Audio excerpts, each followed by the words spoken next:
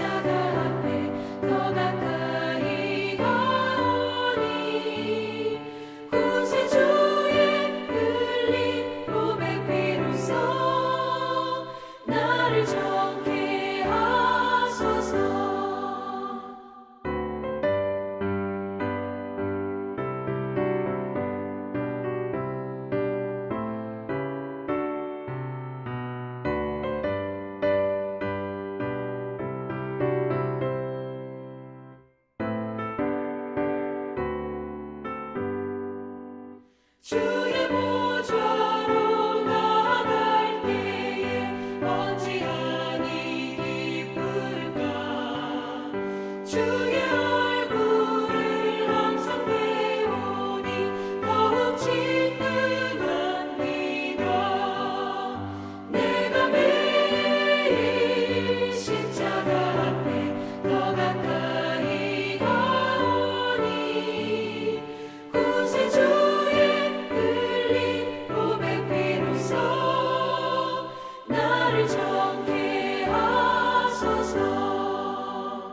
우리 구주의 넓은 사랑을 증량할 자 없으며 주가 주시는 참된 기쁨도 헤아릴 수 없도다. 내가 매일 십자가 앞에 더 가까이 가오니 구세주의 흘린 고백 비로소 나를 정케 하소서. 아멘.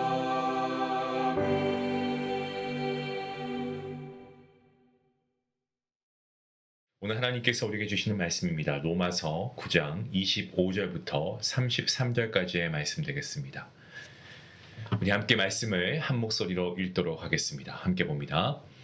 호세아의 글에도 이르기를 내가 내 백성 아닌 자를 내 백성이라 사랑하지 아니한 자를 사랑한 자라 부르리라. 너희는 내 백성이 아니라 한 그곳에서 그들이 살아계신 하나님의 아들이라 일컬음을 받으리라 함과 같으니라. 또 이사야가 이스라엘에 관하여 외치되 이스라엘 자손들의 수가 비록 바다의 모래 같을지라도 남은 자만 구원을 받으리니 주께서 땅 위에서 그 말씀을 이루고 속히 시행하시리라 하셨느니라. 또한 이사야가 미리 말한 바 만일 만군의 주께서 우리에게 씨를 남겨두지 아니하셨더라면 우리가 소돔과 같이 되고 고모라와 같았으리로다 함과 같으니라. 그런지 우리가 무슨 말을 하리요? 의를 따르지 아니한 이방인들이 의를 얻었으니 곧 믿음에서 난 의요. 의의 법을 따라간 이스라엘은 율법에 이르지 못하였으니 어찌 그러하냐? 이는 그들이 믿음을 의지하지 않고 행위를 의지함이라. 부딪힐 돌에 부딪혔느니라. 기록된 바 보라 내가 걸림돌과 거치는 바위를 시온에 두노니 그를 믿는 자는 부끄러움을 당하지 아니하리라 함과 같으니라. 아멘. 우리가 로마서 9장을 함께 살펴보고 있습니다. 사도 바울은 로마서 9장을 시작하면서 자기의 슬픔을 고백하죠. 그 자신은 구원의 감격을 누리고 있습니다. 하지만 오히려 그렇기 때문에 동족 이스라엘이 그 은혜에 참여하지 못하고 있다는 그 사실만으로 그는 끊임없이 괴로워하고 고통과 근심을 느낍니다. 자신은 이방인의 사도로 부름받았지만 동족을 향한 사랑을 버릴 수 없었고 심지어 그가 어떤 고백까지 합니까? 자신이 저주를 받아도 좋으니 그들이 구원을 얻을 수 있게 해달라고 그렇게 고백합니다. 이것은 구원에 대한 정말 이 사도 바울의 뜨거운 열정과 또 하나님의 백성을 향한 사랑을 보여주는 그러한 모습이 아닌가 싶습니다. 하지만 구원은 전적으로 하나님의 주권의 은혜에서 비롯된다는 사실을 바울은 분명히 하죠. 인간은 수동적인 존재이고 하나님의 뜻이 구원을 주관하신다라는 겁니다. 바울은 하나님의 주권을 둘러싼 질문들을 예상합니다. 만일 구원이 전적으로 하나님의 뜻이라면 인간에게 책임이 있는 것이 합당한가라고 하는 질문입니다. 그리고 이어서 바울은 토기장이와 그릇의 비유를 그가 제시하고 있습니다. 토기장이가 진흙으로 귀하게 쓸 그릇과 그리고 천이 쓸 그릇을 만들 권한이 있지 않습니까? 이와 마찬가지로 하나님께서는 토기장이로서 절대적 주권으로 사람을 지으시고 또한 사람을 사용하십니다. 피조물이 창조주께 왜 저를 이렇게 만들었습니까? 라고 반문할 권리가 없습니다. 구약을 보시면 이사야 선지자 역시도 뭐라고 고백합니까? 우리는 진흙이고 주님은 토기장이시니 우리는 다 주님의 손으로 지으신 것이다 라고 이사야 선지자가 고백합니다. 무엇을 보여줍니까?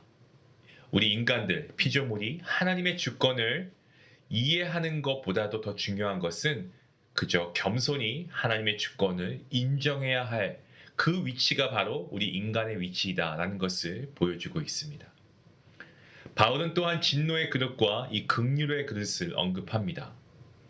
진노의 그릇은 죄로 인해 심판받을 수밖에 없는 자들이고 하나님은 오래 참으심을 보여주십니다. 그리고 그들을 참으시고 인내하시죠.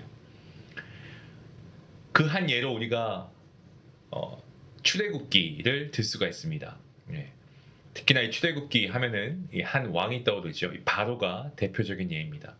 하나님께서는 어떻습니까? 이 바로의 강팍한 마음을 사용하십니다. 그리고 하나님의 능력과 하나님의 이름을 나타내시죠.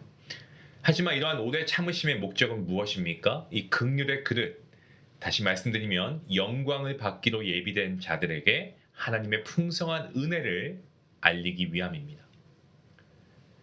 긍휼의 그릇은 아무 자격도 없는 자들에게 하나님의 은혜로 주어진 그런 것을 의미하고 있죠. 구원은 어떻습니까? 거듭 말씀드립니다마는 전적으로 하나님의 주권입니다. 하나님의 긍휼하심과 하나님의 은혜의 결과물이기 때문에 우리는 겸손할 수밖에 없는 것이죠. 왜? 우리는 하나님의 은혜로 구원받았기 때문에 그렇습니다. 그리고 우리는 어떻게 반응해야 됩니까? 이러한 구원에 대해서 우리를 구원하신 하나님께 감사와 겸손함으로 나아가야 하는 것이죠. 바울은 어떻습니까? 호세아의 말씀을 인용하면서 하나님의 긍휼이 본래 백성이 아니었던 자들에게까지 미친다라고 증거합니다. 하나님께서 버리셨던 자를 다시 부르시고 또한 사랑하지 않던 자도 사랑하시는 은혜를 베푸십니다. 허물과 죄로 죽은 자가 다시 살아나서 하나님의 아들이 되는 은혜가 바로 이 긍휼의 역사가 아니겠습니까? 또한 이사야의 말씀을 인용하여 하나님의 구원이 유대인 전체가 아니라 남은 자를 통해 이루어진다라고 설명하고 있습니다. 이스라엘 자손의 수가 바다의 모래처럼 많아도 남은 자만 구원을 얻는다라는 것입니다. 이것은 하나님의 선택과 은혜가 어떤 혈통이나 어떤 다수의 기준이 아니고 신실한 믿음에 의거하고 있음을 우리에게 보여주고 있습니다. 하나님께서는 언제나 신실한 남은 자를 보존하시고 그들을 통하여서 하나님의 구속 역사를 이루어 가십니다. 바로 저와 여러분이 그 남은 자인 것이지요.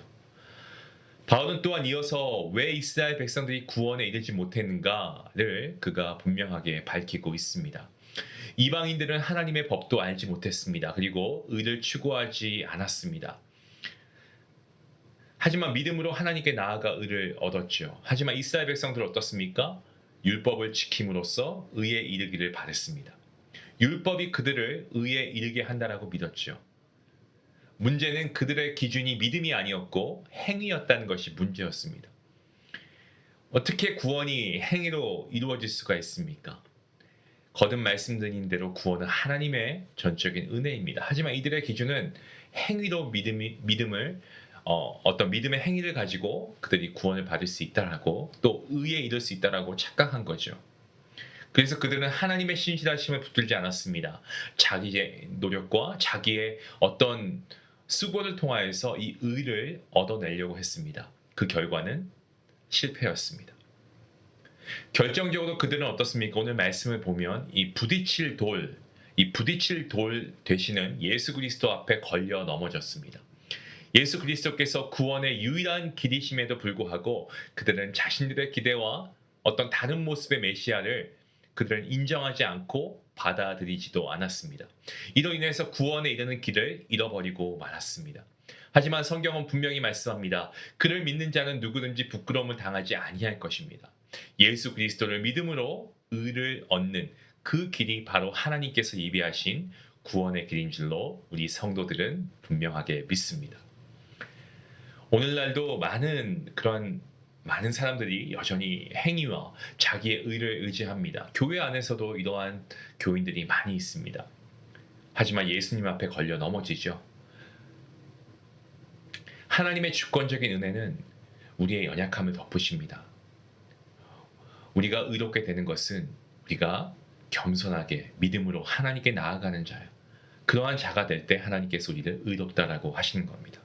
다윗이 의롭다라고 하나님께서 그렇게 칭하신 것도 다윗이 완벽해서가 아닌 것을 우리가 잘 알지 않습니까? 그는 끝까지 자신의 연약함을 하나님께 내어놓고 그의 허물을 하나님께 회개하며 믿음으로 나아갔을 때 하나님께서 그를 의로운 자라고 칭해 주셨습니다. 아무것도 아닌 저와 여러분을 긍휼히 여기시고 하나님의 자녀 삼아주신 은혜가 우리가 사용하는 언어로 부족한 것 같습니다. 놀랍다라는 말로도 부족한 것 같습니다. 그저 감사하고 또 감사할 뿐이죠. 때문에 우리의 자존감과 정체성은 이 세상에서의 어떤 성취나 자랑에서 오는 것이 아니고 오직 예수 그리스도 안에서 회복되어야 할 줄로 믿습니다. 우리를 자녀 삼아주신 하나님의 은혜를 우리가 받았기 때문에 그렇습니다. 결국 바울이 말하는 핵심은 하나님의 주권과 하나님의 긍휼하심을 인정하면서 우리의 구원이 전적으로 믿음을 통해 이루어진다라고 하는 것입니다. 하나님의 은혜로 우리가 받을 수 있는 것이 구원이라는 겁니다. 때문에 우리가 교만할 수 없고 오직 우리의 성도의 삶은 겸손이고 감사의 삶이 되어야 합니다. 또한 신실한 남은 자로 부르심을 입은 저와 여러분은 말씀과 기도를 통하여서 주님을 신실하게 따르는 주님의 제자가 되어야 하겠습니다.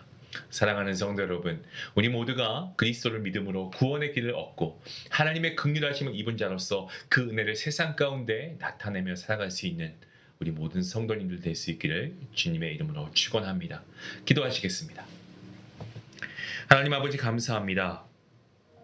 죄로 인해 죽을 수밖에 없었던 진노의 자녀 바로 우리였습니다. 자격 없는 저희였습니다. 하지만 저희를 주님께서 불러주시고 하나님의 자녀 삼아주시니 감사합니다. 쓸모없다 깨어버리셔도 아무 할 말이 없는 저희였지만 정말 주님의 그런 놀라우신 사랑의 계획으로 말미암아 오늘 여기까지 올 수 있었음을 고백합니다. 하나님의 우리를 향한 사랑하심이고 하나님께서 우리에게 베풀어 주신 놀라우신 은혜인 줄로 믿습니다. 그 구원의 은총에 감격하여 늘 복음으로 가슴 뛰는 삶을 살아갈 수 있도록 인도하여 주시옵소서. 아무런 자격이 없는 우리에게 긍휼이 흘러넘침이 놀라운 하나님의 은혜임을 다시 한번 고백합니다. 오늘도 우리의 구원자이시고 영원한 반석이신 주님을 향한 그 열정으로 오늘 우리의 삶이 가득하게 허락하여 주시옵소서. 이 모든 말씀 예수님의 이름으로 기도하옵나이다. 아멘. 오늘 우리가 함께 말씀을 묵상하면 좋겠습니다. 우리 안에 세상을 바라볼 때 우리 안에 자존감은 이 세상의 성취가 아닙니다. 오직 예수 그리스도 안에 있다는 사실. 우리는 그리고 이미 하나님의 자녀가 되었죠. 때문에 우리의 자존감은요, 그야말로 담대함으로 가득 차는 것이 옳습니다. 오늘 우리가 예수 그리스도에 있다는 사실을 다시 한번 믿음으로 고백하면서 우리가 이 세상에 담대함으로 우리가 나아갈 수 있는 우리의 모습이 될 수 있기 원합니다. 우리가 예수 그리스도를 통하여서 구원의 길을 얻고 하나님의 긍휼함을 입었습니다. 우리 그 은혜를 감사하며 기도하며 나아갈 수 있기 원합니다. 말씀 생각하시면서 함께 기도하시겠습니다.